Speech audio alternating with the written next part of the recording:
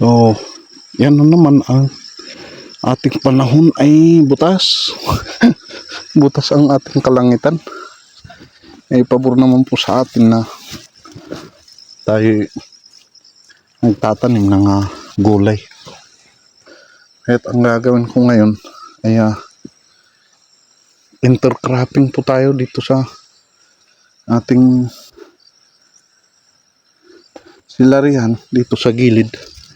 Ating tatamnan po ng ibang pichay ito yung sinkang yan para po ito mas mahuli pong maani. Ito ay mas mauna po yung pichay na maaani kaysa yung celery.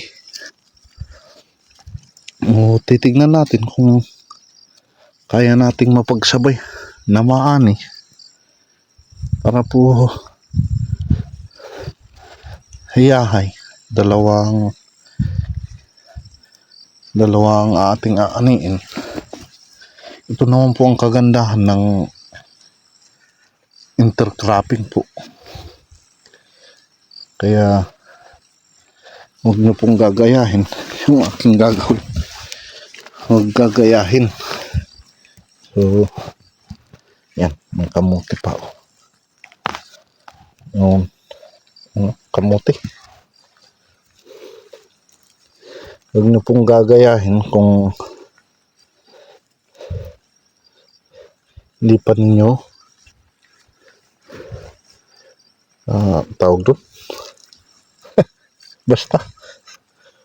Pero kung gusto nyo, subukan lang. Yan.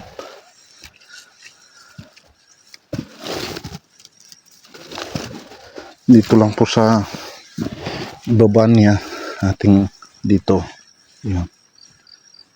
Para po kapag umagos yung pataba ay doble po. May sisip-sipin yung ating tanim. Yung ating pichay. Pichay, pak choy o sinkang ang tawagin.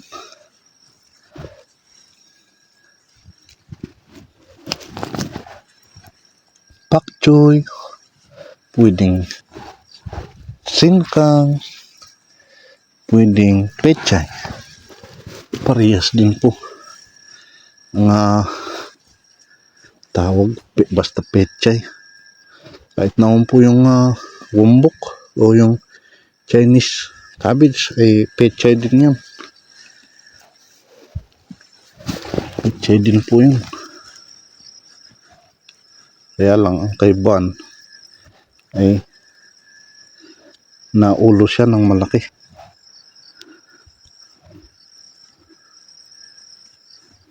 Nalaki po ang kanyang ulo. May ilang kilo. May mga 5 kilos kalgan kalaki. Yung sa dito din sa gitna ay pwede kasi walang tanim.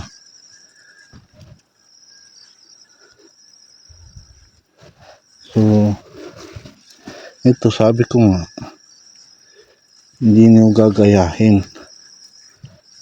Kung ayaw niyong subukan, gayahin niyo pag gusto niyo.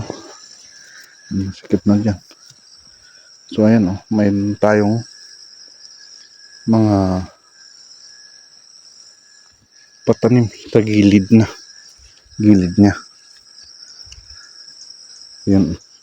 Intercropping, sinkang, and celery. We are planting this day because the weather is very good for planting. Ayan.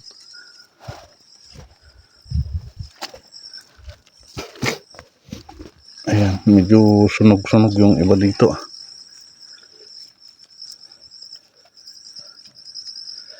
We plant sinkang for feeding of, ayan, yeah. Mali-mali ang English. Hindi nga pala tayo marunong mag-English. Hindi pa rin marunong mag-Tagalog. Ayan. Baka sa nanonood o manonood sa ating video ay matawa. Talagang hindi tayo Tagalog eh. Igorot ito ay. Kaya hindi marunong mag-Tagalog ay.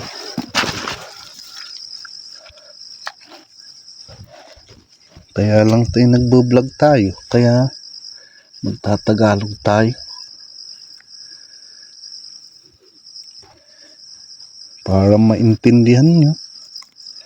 Kung magbo-vlog ako sa aming salita ay baka hindi nyo maawatan.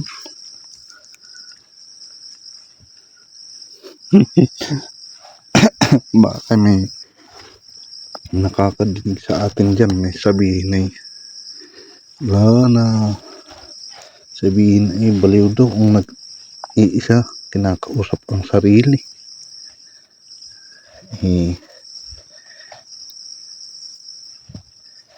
Wala tayong magagawa kung gayon. Talagang ganun. Kung ganun ang iniisip po nila. Dito po kasi sa amin ay wala pong nagbo-vlog. Ako lang po ang sumubok. Susubukan natin. Baka sakali na tayo ay makilala sa social media.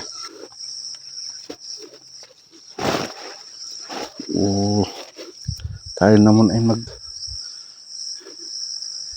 nagbabahagi itong ating mga ginagawa sa bukid para po naman ay may ma-inspire po tayo ng mga baguhan na may mga lupa na pwedeng matamnan. Yun lang yun. Importante makapag-share po tayo ng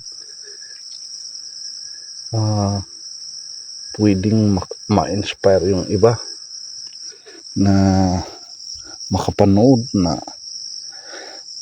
gayahin kung walang trabaho. Iyon eh. Yari ah. Inayan ito. Ganito lang. Tuldok-tuldok lang. Ayan. Pagkatapos naman ito ay titignan natin kung maganda ba. Tumubo ba.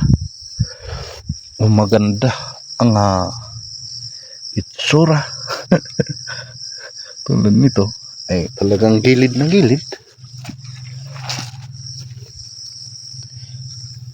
Pero sayang nga. Maagusan din yan ng pataba. Saan pa kung di tataniman na lang ng itong singkang. Ito. Ayan. Lahat ng pwede. Sige. Ito naman po yung ating celery ay sasabay na rin. Para po sasabay na sila. Di wow.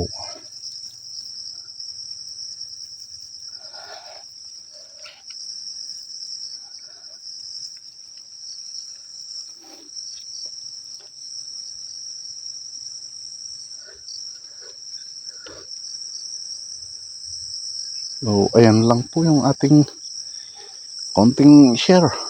At marami pa po itong tataniman ko. Yan lang po yung aking na-share. At abangan po ang kasunod kung makikiblog din po natin ito kapag nalaki na. So, kapag gumanda na. So, ayan. Bye-bye. Bye-bye na. Happy farming, mga kaibigan.